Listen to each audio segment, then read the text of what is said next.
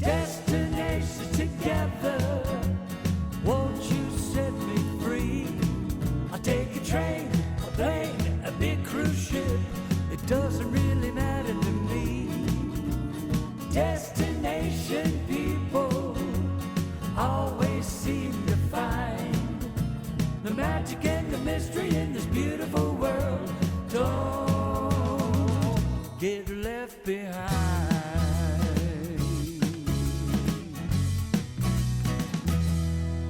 Welcome, everybody. I'm Tom Anderson, and this is Webinar on Wednesday with Destinations Together. As always, a warm welcome to our Zoom listeners and cruise line executives that are tuning in.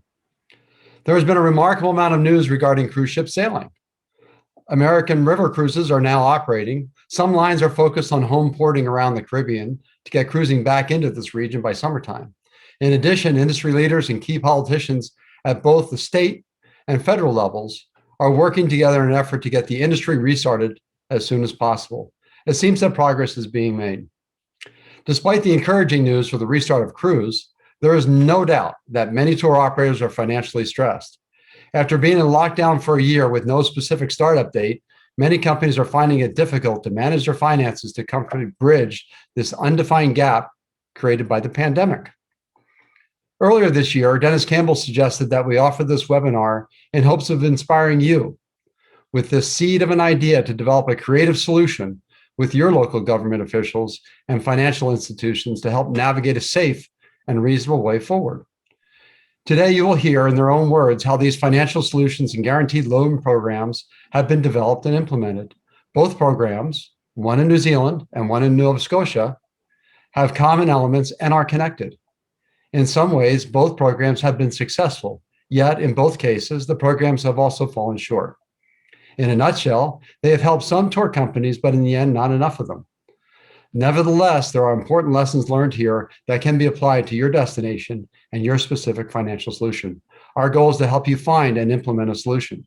Today's presentation is hosted by Destinations Together, which is an open platform of relevant information and collaboration to support the tourism industry. It is designed to help everyone connect, collaborate, and find solutions to bridge the gap until cruise ships and tourism return to your region. We hope to inspire you today to find a creative and innovative financial solution out of the pandemic. I'll turn this over to Larry to share some important information and then introduce our guest speakers for today's Destinations Together webinar on Wednesday. Larry? Hey, thanks, Tom. First off, we'd like to recognize our presenters from our March 17th webinar featuring hotel sustainability and GSTC standards. Please check out our website to hear from Randy Durbin, CEO for Global Sustainable Tourism Council, GSTC, who presented key strategies taken by hotels and their distribution networks to operate and communicate sustainability, along with Ian Corbett, TUI Group Sustainable Business Manager on the cutting edge of hotel sustainability. We really appreciate the participation. Check it out if you missed it. Again, all of our webinars are available to you free on our website, www.destinationstogether.com, and don't hesitate to socialize the website with others. Everybody is welcome. Before we begin, let me remind you of a few important housekeeping items. We are recording the webinar and we'll upload it in the website in the next few days, as well as send out our thank you email to everybody.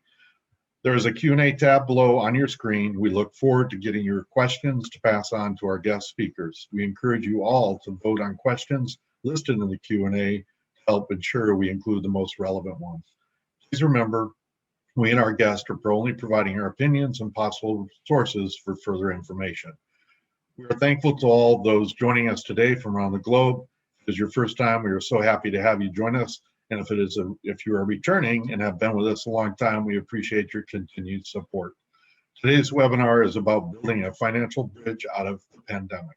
Lynda, Dennis, and David, please join me if you would while I provide a quick introduction. The pandemic has left the global tourism industry in a financial turmoil. Governments around the world with varying success have developed financial loan guarantee programs to help the travel-related business bridge the gap out of the pandemic into tomorrow's tourism. Lynda Keene is the Chief Executive of Tourism Export Council of New Zealand. Lynda will share New Zealand's loan guarantee program developed for the tourism industry and discuss the lessons learned, covering both the effectiveness and shortcomings of the program. CEO Dennis Campbell and VP of Finance David Flahr of Ambassatours in Canada will share their experience of pulling together a group of Nova Scotia-based tourism operators to lobby for a provincial loan guarantee program. Lynda, Dennis, and David, we welcome you to the webinar today. And first up will be Lynda. So I'll ask you to open up your presentation, and once you are finished, then Dennis and David will join us for their presentation. Then we'll move on to the Q&A hosted by Tom. With that, Lynda, I turn it over to you. Kia ora, thank you, Larry. Morena, no mai, haere mai, kia ora koutou katoa.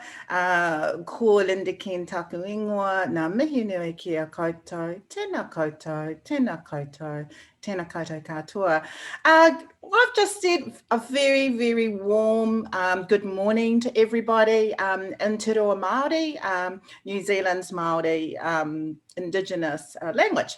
So it's lovely to be here today, and as Larry mentioned, I'm going to take you through a little bit of what's been happening in New Zealand, and yeah, some of the successes and the solutions that have come along, but also some of the learnings that we can take with some things that at first thought were very good ideas, and then with hindsight we've seen that there could have been some tweaks along the way.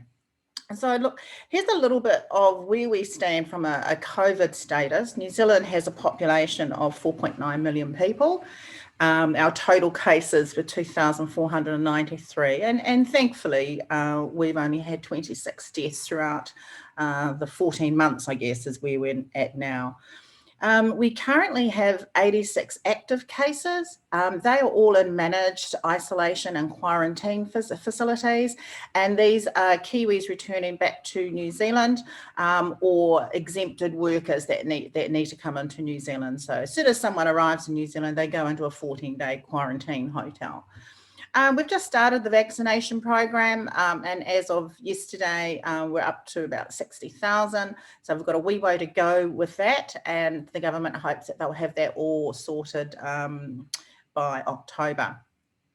And we've got no cases in the community at the moment, which is really good. And we had a little hiccup a few weeks ago, about 4 to 6 weeks ago.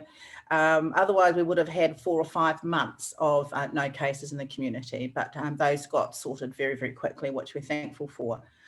From a status in New Zealand, tourism has been, international tourism has been New Zealand's largest export earner for numerous years. We kind of flip-flop between ourselves and the dairying industry, but certainly the last 10 years, it's been a major contributor of about $17.5 billion. Job losses have obviously been felt the most across the tourism industry. Most businesses are only working on 20 to 30% of what they used to, but we've had a very strong rebound with domestic tourism. And so our National Tourism Organisation used to just be focused on international. They were mandated to change that and focus on domestic. And so far, so good. However, now that we're entering our 14th month, the wheels are beginning to fall off a little bit more from an overall economic perspective for government. And now they're beginning to see the loss of about $12 billion not being channeling through our economy.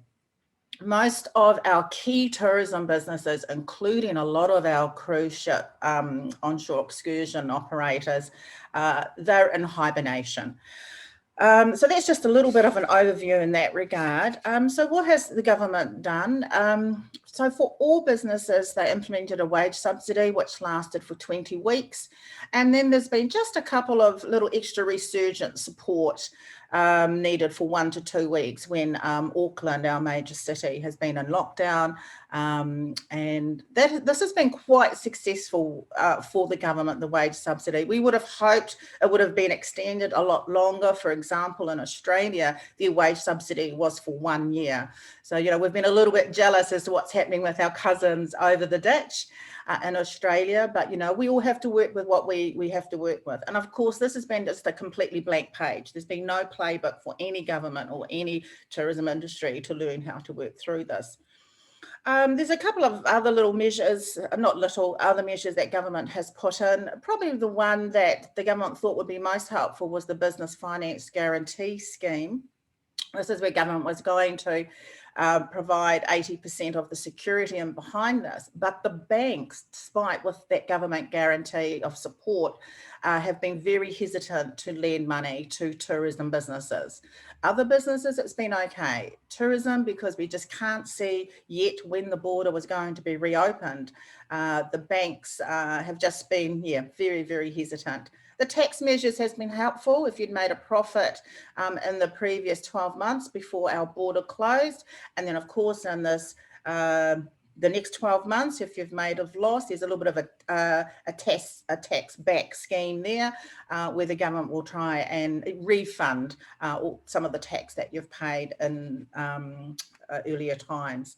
And for very small businesses and self-employed companies, there's been a loan of about $10,000. So specifically for tourism, the government, we're racing, of course, as all governments have been, how do we support all the country? What is the health management that we need? And also for tourism. So the government and officials came up with a strategic tourism assets protection program. So they allocated $400 million to look at trying to support businesses. So 308 businesses applied to the STAP program for funding, and 130 activity and attraction businesses were successful in receiving a $500,000 grant and a supporting loan. This did exclude accommodation and transport operators. So, we've got two other parts of our industry sectors being hugely impacted with very little government support. There's just a list of some other funds there that any business could apply for. And I know that some of the consulting services have actually been quite well received. But we've definitely had some winners and some losers. And one of the learnings, I guess, that we had hoped we wouldn't have to be proven right is that there was no industry input into the criteria that was established for the STAP program. So the government did very well, but we would have liked a couple of business leaders to have been sitting around the room and looking at the applications just so that we could provide some insights, because we would know how long the business has been in operation. Was it actually a profitable business to begin with? Where does it flow in with regional dispersal? So we've it's really been fantastic and successful for 130 businesses. But some of the criteria was a bit questionable, and there's been lack of consistency when you look at some of those funding recipients. And it all happened very, very fast. It was pushed out within 3 to 4 months. So successful, a good solution, but only for a very few number of tourism businesses.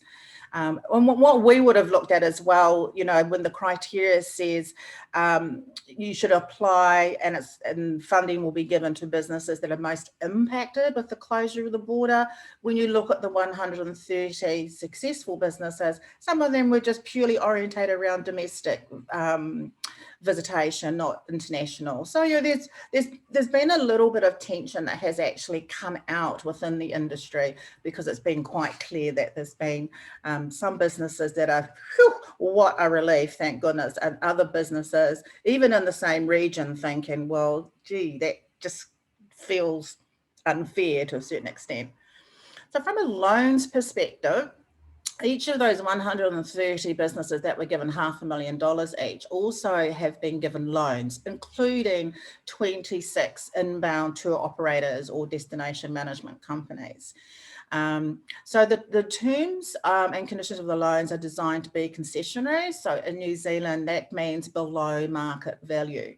So the 5-year loans, they're interest-free with no repayments for the first 24 months. And when you kick in from year 3 with repayments, it's at an interest rate of 3%. And the loans are unsecured, so no collateral is needed for you to actually get the loan. But unfortunately, again, it's still for only 130 plus 26 inbound. So 150 businesses in our total visitor spectrum of about 4,000. there's been a lot of hesitancy, even those that have been offered a loan, as to whether they take that up. And that is because the 5-year term is not long enough. So if you're in a country that, you've started the process, or you're midway through the process of trying to do some negotiations with banks or with your government, highly recommend a 7 to 10 year repayment term. And that's because, we're not going to get back to producing the surpluses that businesses would have done in the past for at least year 3, 3, 4, 5, 6, 7. Everyone's on bare bones at the moment. They're going to have to pull on new staff as borders begin to open up, or travel bubbles that begin to open up.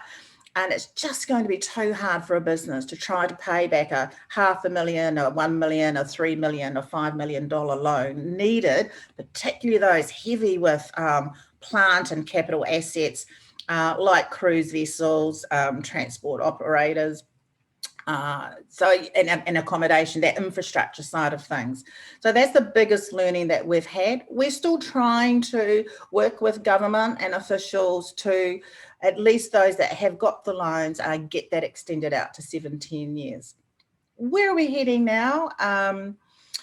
When the government has surveyed the tourism industry, the best thing, or the number one thing that industry operators have said, how can you help most government? It is with the opening of the Trans-Tasman border. So we haven't had any Australian visitors here since mid-March 2020. And so very thankfully, we are hoping that there will be free travel flow between both countries by the end of April or mid-May at the latest.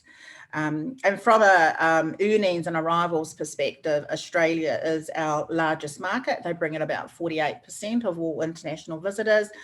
And our cruise sector, they bring in about, I think, 364,000. So it's actually quite significant. When we look at our key markets, we have Australia, China, USA, the UK and Europe. The cruise number of arrivals that come into New Zealand, that would actually be our third largest market. Well, you are our third largest market. From a cruise perspective, and I know my colleague Debbie is on today, our understanding is that the government is still quite hesitant to allow cruising to return to New Zealand. There was a little moment where there was going to be a domestic window for cruising to open up. Unfortunately, that didn't happen, but we're looking a little bit further afield for cruise to reopen in New Zealand, but hopefully for the end of this summer, the 21-22. Long haul border reopening date, we don't know that as yet. We are trying to steer the government to January 2022. So that's our summer month, your winter months.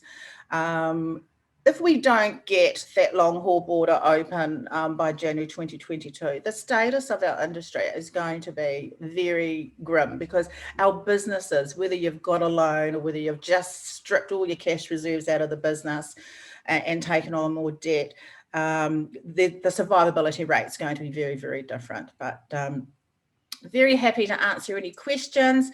Have the loans and financial measures been helpful for the industry? Yes. Have there been winners and losers? Most definitely those through our Strategic Tourism Assets Protection Fund, and the losers, those that have kind of been friends and colleagues and competitors that weren't successful for funding, they're really hurting. But look, thanks very much. I'm going to stop sharing. I'm going to come back to the team, and thanks for the opportunity to be here. Kia ora. Fantastic, Lynda. Some great information, and we do look forward to have you join us back for the Q&A once Dennis and David are done. But again, thank you so much. Dennis, David, join me. Thanks, Larry. Okay, well, Kiad Mel Falcha, everyone. That's Gaelic for 100,000 welcomes. You may know that Nova Scotia is Latin for New Scotland, or if you didn't, you do now. And we sometimes consider ourselves more Scottish in Nova Scotia than in Scotland, and I'll prove it. There we go. Now Larry was very concerned about me falling off the chair. I said, don't worry, Larry. I said, Dave's right next door, and he can take over if I get injured. There you go. Fantastic. I'll turn it over to you guys. All right. Well, I'll start, and then I'll hand it over to Dave. First, I know there's many on the call that are familiar with our company, but there's several names that I've noticed that probably don't. So I'll just tell you briefly. We are a multifaceted tourism and hospitality company, primarily land and sightseeing operations. We own the Grey Line license for the maritime provinces of Nova Scotia, New Brunswick, and Prince Edward Island, and which has been a great brand for us. It's really, really done a lot of good for us over the years to help us build the company. We 6 years ago, we bought the largest water tour operator on the Halifax waterfront, and we've got about 6 vessels in varying size from 40 to 200 passengers with a tall ship, and we also have an additional 6 amphibious harbor hopper vehicles that are quite a special part of our operation. They're a very lucrative part of the operation. But the most lucrative part of the operation is our cruise ship shore excursion services. It feeds all of our buses, our boats, our restaurant, our gift shops, and it employs about almost 400 staff when all said and done. And so what I'm going to do now, I'm going to take you on a little bit of a tour. You can all read, so I'm not going to read point by point, but Larry, if we could go to the next slide, please. Before I start the tour, I just want to mention, I'd like to point out Colin and Dave. They are a dynamo finance team and leadership team like I've never had them since I started the company 34 years ago. And, we've all said that going through this pandemic, as hellish as it was in so many ways, we've actually had a lot of fun. There's been a lot of stress for sure, but we managed to work through the stress, and as a team, we've had a lot of fun, and we're doing great things. And so maybe we'll go to the next slide. And this is what we're going to cover on today's tour. Again, I'm not going to read the points. I like to tell stories. When I started in this industry as a tour guide 36 years ago, 2 years before I started the company, and I like to tell stories. So let's go to the next slide. Okay, the key issues was really that, when COVID hit, we were screwed. In our part of the world, Nova Scotia locked down, really Canada locked down very quickly. And in particular, Atlantic Canada, the maritime provinces, including Newfoundland, which is Atlantic Canada, locked down extreme measures way before much of the world did. It did very well for us. It created all kinds of positives, very low COVID numbers. The media around the world started identifying Atlantic Canada, and our property values have gone a crazy extreme. But still to come here today, you have to quarantine for 2 weeks. So we're not getting many visitors, but maybe if we could go to the next slide. So I'll go back to about a year ago when all of a sudden we locked down, and we ended up being pretty much locked down for with nothing open other than, grocery stores and liquor stores. They never closed. But everything else was locked down. We were a ghost town throughout Atlantic Canada for a very long time. But there's some real silver linings that came out of COVID.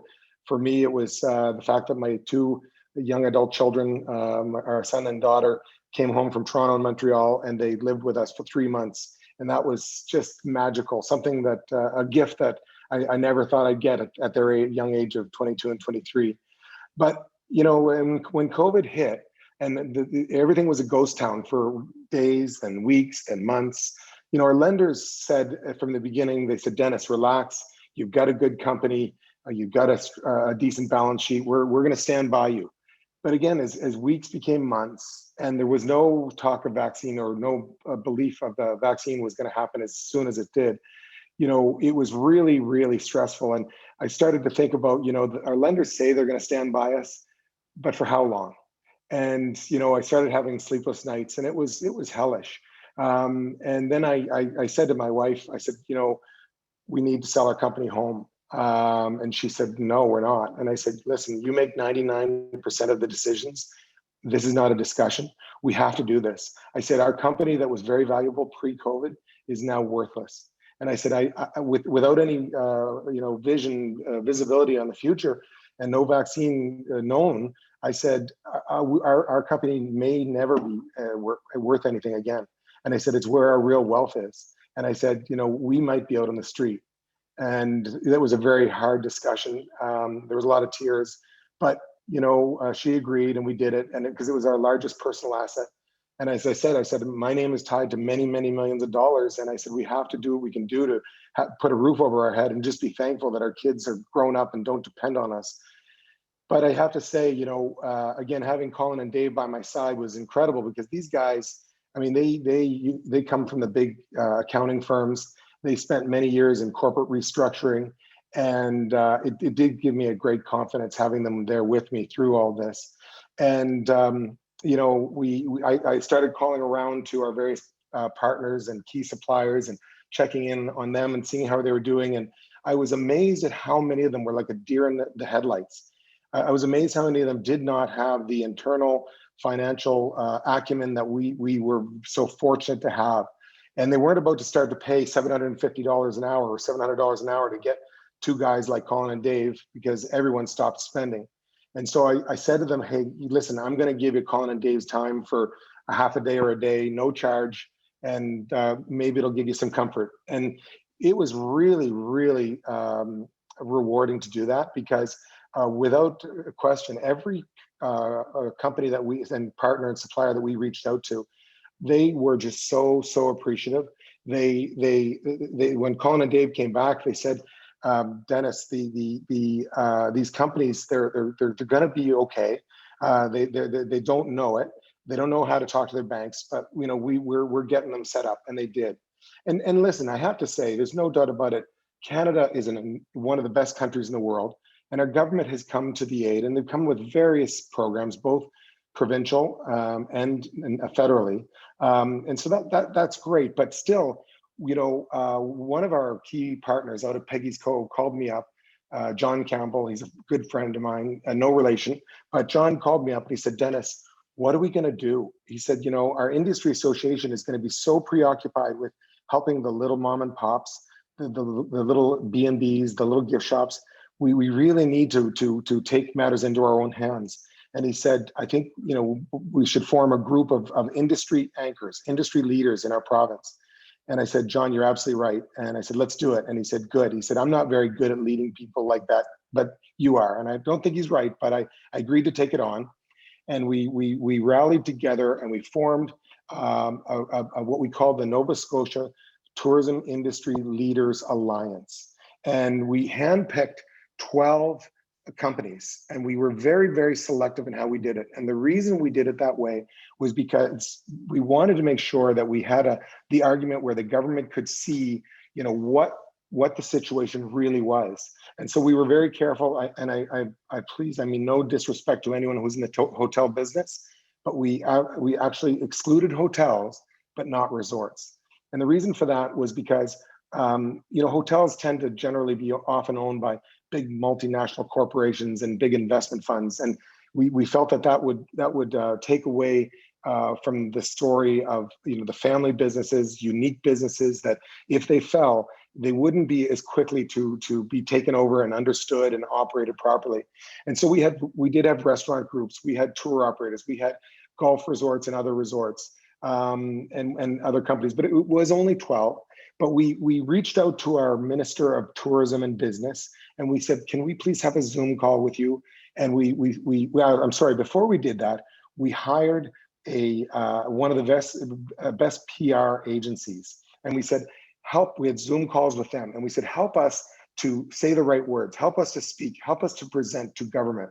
And so they were awesome. And they did that. And that was the other thing. We also said, when we called I called all 12 companies, and I said, are you in? I actually called 14, and 2 turned me down and said, no, we're not interested. They really didn't need the money. But the 12 that came in, we said, look, we're all going to put up $1,500, which even is a lot of money when you're not spending. We were going to put up $1,500, and it's going to help us to pay for the public relations firm. We hired the firm, and we organized our messaging, and we went forward. We had these Zoom calls with our Minister of Tourism and Business, and we were very clear to say, look, we're a friendly group. We're not calling to be confrontational. We want to be very, very calm and cool and collective and have a discussion, like Lynda said. And I think that was a big part of it, because we got the calls. We had several Zoom calls, but still after weeks and maybe I guess even a couple of months actually, we didn't have any real action. So we formulated a letter and we sent it off to our premier. And the letter, which I'm happy to share with all of you, we'll get it to you through Tom and Larry. But I won't read the letter to you, but I will tell you the crux of it. In bold, we said, Mr. Premier, patient long-term debt with low interest rates is what the industry needs to survive. Banks are willing to provide these loans supported by collateral assets and a provincial guarantee. Given the state of our industry, it is not possible to secure the type of financing needed without the backing of government. Absent these loans, we are predicting the collapse of Nova Scotia's tourism industry by prior to the 2021 season. The employment and provincial tax losses for multiple years will be unthinkable. Listen, if you're running a province, you get that from the leaders, the anchor companies of an area, you pay attention, and he did. And within not too long a time after that, they came out with a $50 million loan guarantee that provided essentially 15-year money with low interest. It was prime plus 1.5 with no principal repayments for 2 years. I mean, how ironic that through COVID, we end up with the best financing we've had in the 34-year history of the company. And, here we are, we're looking at it saying, COVID essentially we figure will cost us about $3.5 million, but we now have the best financing we've ever had. And now we're ready to go forward and to really make it happen and do great things as things come back. Listen, it's now time for me to give Dave a little bit of the stage. I will warn you, Dave does not, being a finance guy, he generally doesn't wear a kilt, but relax, you don't need to worry because he does actually have pants on. Dave, over to you. Thanks, Dennis. Yeah, I mean, if we go to the next slide here, I mean, I think really there was a need there. The need was identified.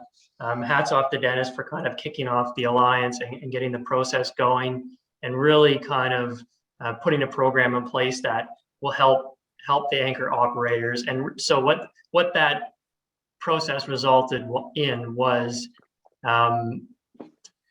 the government using programs like in New Zealand, referencing programs done by all other governments, coming out with this tourism sector financing assistance program that uses government guarantees to assist operators renegotiate their debt.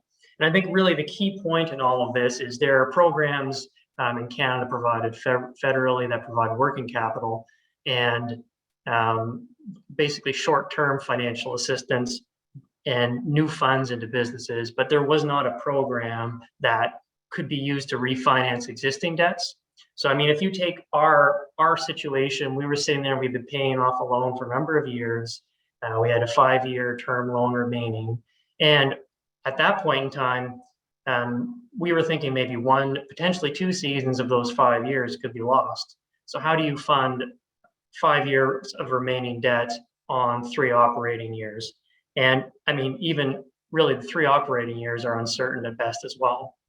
So that's where this program comes in. It allows us to refinance all of our debts, existing as well as new capital. And I think that's really the key differentiator here from between this and others.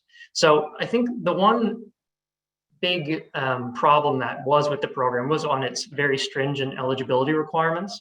I mean, they're listed here, but it really is focused on local, large anchor tourism operators and transportation providers, as well as Dennis mentioned, resort operators. And I think that's where it took a little bit, or the most heat is on its eligibility. The program itself, we think, is quite sound. Maybe if we can get it over to the next slide, I'll go through a little bit of the program mechanics. So this is an illustrative example using terms, I guess, using our experience to illustrate a situation here. This is not our situation, but a situation that just for illustration purposes. So the program the government puts $50 million in an account. It is restricted for use. That cash sits there. The government then turns and they write guarantees against that cash. So us as a tourism operator, we go to our bank with a guarantee in hand for 95% of the loan amount that we're applying for, and we're able to negotiate very favorable terms. So I think to illustrate that, like in our case, we removed our average remaining amortization from 5 years to 15 years.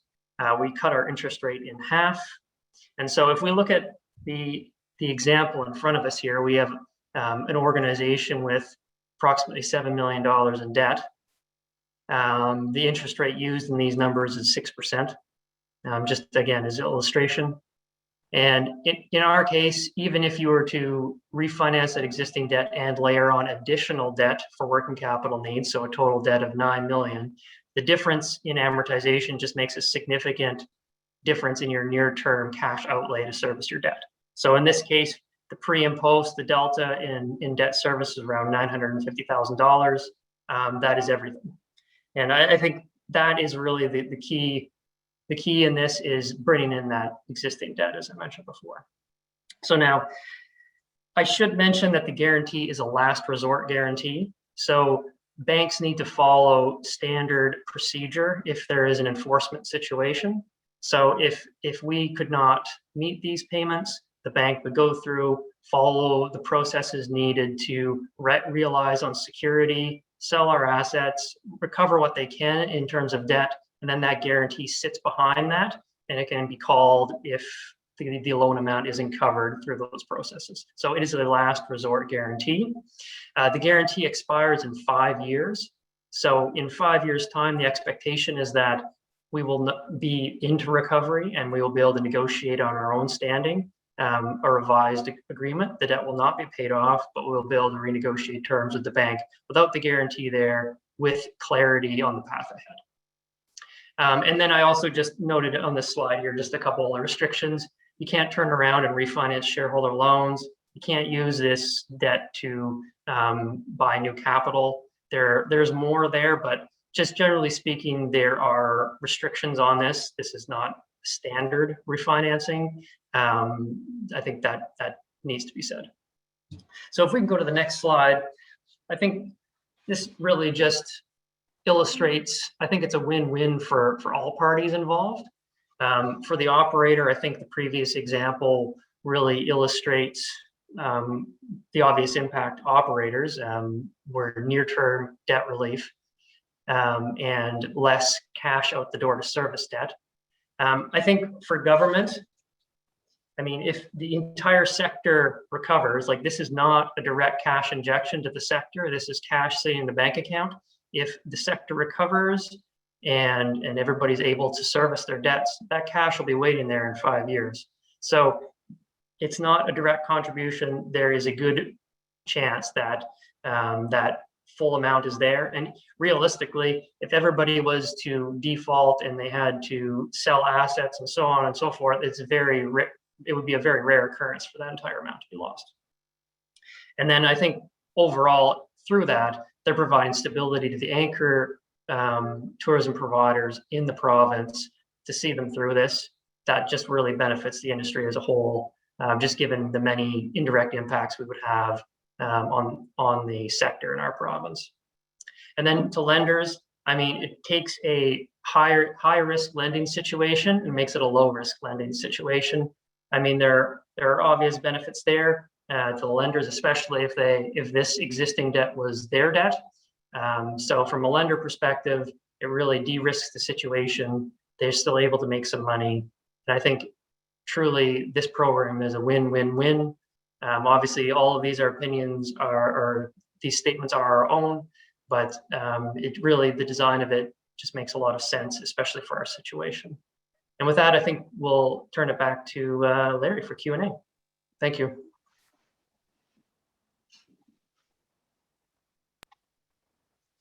I'm back. Fantastic. Thanks. Lynda, come join us, please. That was really awesome, and I really appreciate Dave, you kind of going through that detail to really kind of understand the numbers. At least for me, being a numbers guy, seeing the a sample of how the numbers flow makes a lot of sense. I do have a couple of questions. We don't have all that many questions in the Q&A box, but I have a few here as well. And I guess this is probably more for Dennis. From a very practical approach, you specifically mentioned, gosh, we've got this great finance team. We, as a group, we hired a team of a PR agency to make sure we're articulating things well. So for our listeners out there who are looking at this saying, gosh, there's, I can figure this out. I can do this. But where do I start? What's, having now been down this road, there definitely seems to be some ways you have to navigate around to make sure that you don't get hung up on the rock, so to speak. So that's a great question, Tom. And I'd say that the place to start would be to, assuming this hasn't already been done, is to go beyond your industry association, go identify who are the leaders in your region, and gather them together on Zoom, and explain what we've done. As it would be a good example, because it's only one model. There's probably several others that are far better than ours, but the reality is, we, in my mind, I guess we achieved the end goal, and the end goal actually ended up being better than our expected end goal. But again, it's start the conversation, handpick the anchor operators in your region that you can say, okay, we're those. Again, I'm sorry to the big multinationals and the big PE firms, but I'm going to say I would exclude them, and people are probably going to be very upset at me with saying that. But I think that the messaging is critical to government to, and I shouldn't say that. I shouldn't say exclude them necessarily. There might be some in there, but the key is to explain to government, the quantum of what's going to happen if those leaders in the industry don't survive. And so, for example, the first letter that we sent to the minister, we only sent 2 letters, one to the minister to, explain that we needed to get on a Zoom call and get the conversation going. And then the second letter was to the premier. We had several Zoom calls, but only 2 letters, but they were both very powerful letters. And on the letter to the minister, to get him on the Zoom call for the conversation, one of the things we said was, why us? We said, we represent the province's anchor tourism and hospitality businesses. Total average number of years in business. Now think about this. This is 12 companies. Total number of years in business, 374 years in business. Average number of years in business, 31 years among the 12 companies. Total annual revenue, $249.5 million. Collectively, we employ 4,160 employees, an average of 347 employees per company. Again, if you're the leader of a province, you think about that collapsing. And we also highlighted that we support countless smaller operators. And if we fall, then very likely many, many small operators would fall. And so that messaging really hit home. And so that's where you would start. And if anyone wants more information on it, as I say, we're happy to supply these letters. We would redact the companies in the 12 companies because we don't know that they'd be comfortable sharing it. But certainly we're happy to help in any way we can. So the letters in a lot of ways, because I was thinking, well, the letters must be kind of dramatic, but it sounds like they're only dramatic to the extent of the relevant and clear facts. Exactly. Lynda, have any thoughts about, is that your same experience in New Zealand with companies trying to follow this path to find a solution to their challenges? You're muted. There you go. Slow but trainable. Yes, we have had a similar type of level of angst and anxiety happen, I guess. So any cruise onshore excursion operator or an operator that an inbound tour operator or a destination management company works with, they all know from the supply side they need the inbound tour operator to be still in a survivable state so that when our borders reopen, we can get people and push them out to the regions. So we've had a real difficult problem with our government because last year they only focused on investing anything that was going to stimulate domestic visitation. International, they really just didn't want to hear about it. And that's because we'd learnt in September last year, they really had no intention of opening our border for 2 years. So, you know, there was a lot of stress that was happening across the suppliers, the tourism businesses, small, medium and large, particularly the ones that have a lot of capital investment, and also the inbound. So it has taken us, and we had a change of Minister of Tourism throughout the process because we had a general election last year. So it's taken us 4 months to get a meeting with the minister. We had it 2 weeks ago because our levels were going, the longer this was extending with our border closed, it's like, you know, the inbounds just can't survive. And so we did something similar to what Dennis and his collective did. We went to the government officials and with the meeting to the minister, and we really were very narrow and focused that if these inbound tour operators fall over, the potential of international tourism recovery will be zero because our inbound tour operators bring in over 55% of all international visitors, and that we do it in a safe and well-managed way, and we always do contact tracing.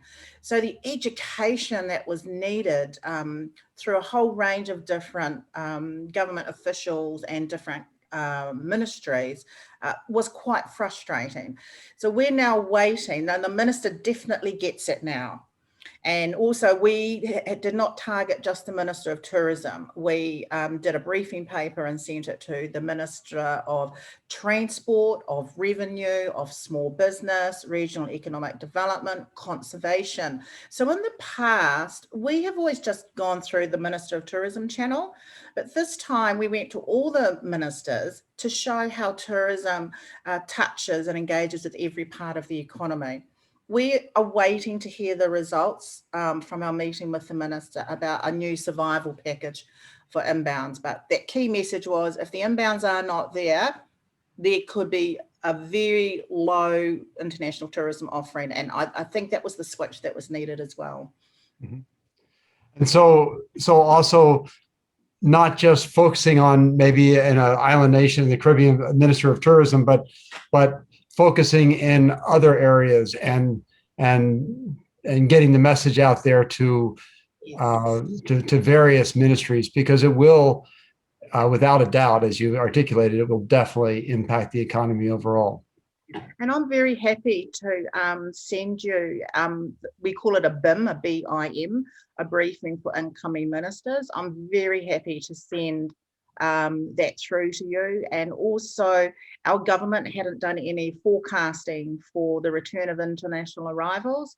And so our organisation decided to do that. And it looks at all 30 countries that come into New Zealand, that Statistics New Zealand collate the data for. And so we've tried to be very proactive and put the solutions in front of the government. So it makes it very easy for them to tick okay, and they see us as a private sector partner wanting to help them with our recovery. Well, and we certainly appreciate all of you with your willingness to share the information, because I do think there's a solution in here for tour operators that are listening that have some financial need.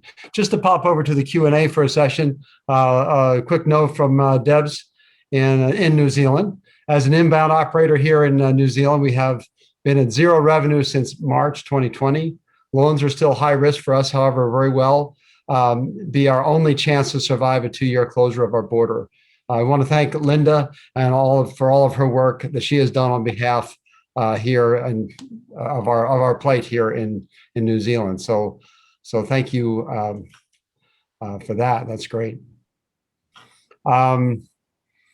a note from C. Gray. I'm not so sure where this one is coming from exactly. What is your feeling on requiring vaccinations for all bus tour passengers?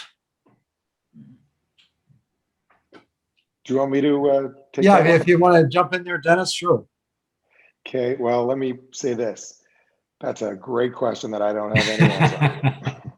I wish I did. I wish I did. You know, it's in some ways that could be very good, because I think if that were to happen at the right time, it would perhaps give people who have been vaccinated confidence to go out there and tour more sooner.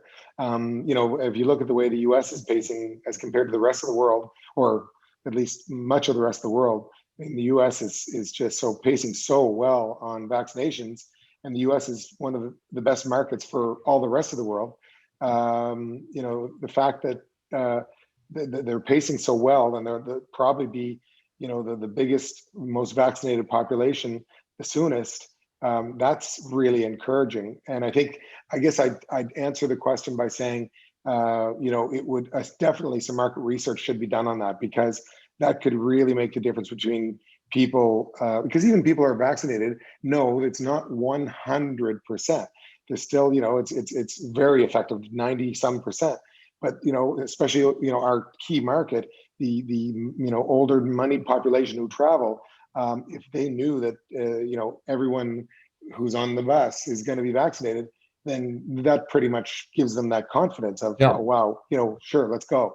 Otherwise, I could see a lot of them being hesitant, because, you know, I know a lot of the seniors that I know that travel are even with their vaccinations, they're, you know, a little hesitant. So we have to find ways. So that's a brilliant idea to do that, quite frankly.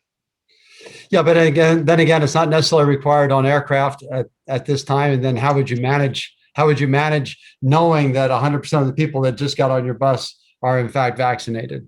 Yeah, it'll be tough. Yeah. Lynda, this is kind of a question for you, and it relating to a comment that Deb's put in the Q&A. I think one of the things that's happened, an unintended consequence of the pandemic, is in certain areas there's almost been a anti-tourism sentiment. And for instance, maybe we see it here in the United States in a place like Key West. Not that it's anti tourism in Key West, but they're concerned about cruise ship tourists in Key West and other destinations. And what's your do you have any thoughts on that as it relates to New Zealand? Yeah, when we look at the number of ports, so there's probably about 20 different ports. Some of them are very small that may only get the small boutique excursion ships come into them. You know, they may get 1 or 2 ship visits a season. But when we look at our larger ports, from what I have picked up and working with New Zealand Cruise Association, the sentiment of welcoming cruise ship passengers has always been very, very positive. You know, it's kind of that self-pride when you see a cruise ship move into your city. You just kind of think, oh, our city or port must be pretty stylish, because, you know, there's a big flash cruise ship there. So there's a little element of self-pride that your destination has been deemed worthy of having a cruise ship visit. So when I look at all the various ports that might be put on an itinerary for New Zealand, the only pushback with negative sentiment has been in a very small port called Akaroa. And that's in the middle of the South Island on the east coast. And in 2011, Christchurch in Canterbury had a very large earthquake.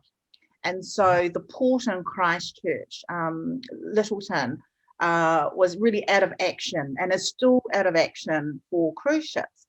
And it was one of the key ports that might get, 70 cruise ship visits a season.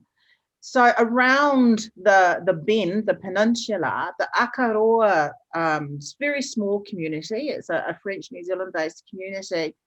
The ships kind of went to Akaroa. So this is, and of course, when you've got a 2,500 passenger ship versus a 300 pack ship, or now we're getting larger ships with 4,500 passengers. the sentiment has gone against cruise ships because, you know, they've been carrying the load that Christchurch's port couldn't carry for 10 years. So we definitely have some negative sentiment about, you know, we're over cruise now, a local can't do anything, you know, you just have thousands of people roll off the ship. And we're talking like seriously a very, very small community that might be within 2 kilometres. The Christchurch excursion operators obviously have done well, but in general, the rest of New Zealand, we warmly welcome cruise ship passengers. You know, it's kind of like a buzz. You know, some have market days, some welcome in Marlborough and Picton, every cruise ship passenger with a flower, a fresh flower. So Awesome. in general, the sentiment is very, very positive. From a government perspective, their hesitancy is just about health management. So we've still got a little bit of work there to try to shift the government's thinking. Cruise ships are safe. They are COVID ready. They've always got a medical team on board. They're actually one of the safest environments you possibly could have. So we've just got a little bit more work to do behind there. Yeah, it seems like at the foundation of all these kind of issues is always education and perspective. With that, we're very close to time. I don't know, Larry, how we're looking on the time, but I think we're at the end of the session here. We're very close, and there was something that came back through chat from Debs, and it said, I was meaning within our government this anti-tourism sentiment. I don't know if you want to comment on that or not.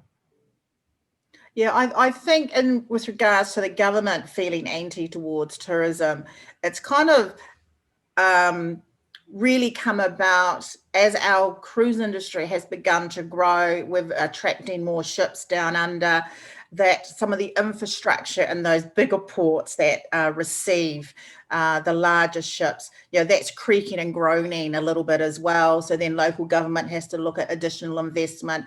So I think, you know, I say this so gently because I work closely with our politicians and our government officials.